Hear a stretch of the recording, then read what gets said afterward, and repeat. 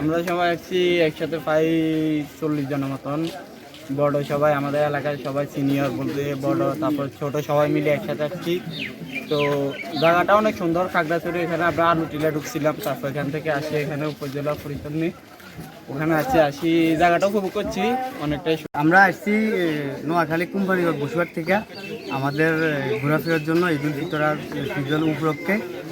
আমরা অনেকজনে আসছি। তো আমরা সর্বপ্রথম আলুটিলাতে গেছিলাম, ওখানে মাশাআল্লাহ ভিউটা অনেক সুন্দর, দেখার মতো একটা জায়গা। আপনারা চাইলে মানে যারা দেখতেছেন তারা চাইলে অনেক সবাই আসতে পারেন, দেখতে পারেন। মাশাআল্লাহ খাগড়াছড়ি পার্বত্য জেলা হর্টিকালচার পার্ক এখন ঈদের উপলক্ষে প্রতিদিন পর্যটকরা বৃদ্ধি হচ্ছে এবং আমরাও ওই ঈদ উপলক্ষে আমরাও পর্যটককে সেবা দেওয়ার জন্য আমরা মানসিকভাবে প্রস্তুতি নিয়েছি।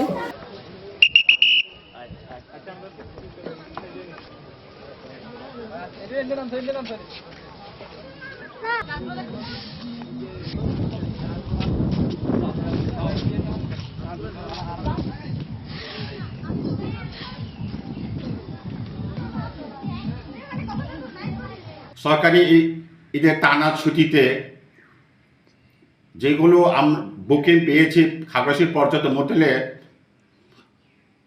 কী কারণে পরে বাতিল হয়ে গেছে জানি না।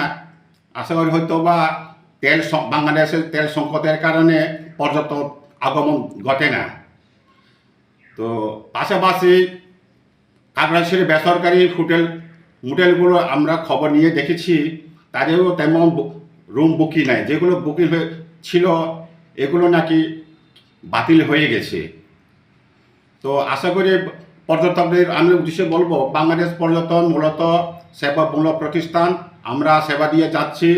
আপনারা খাগড়াছড়িতে আসুন, উষ্ণ আতিথ্যতা গ্রহণ করুন, পর্যটনের অতিথি হন।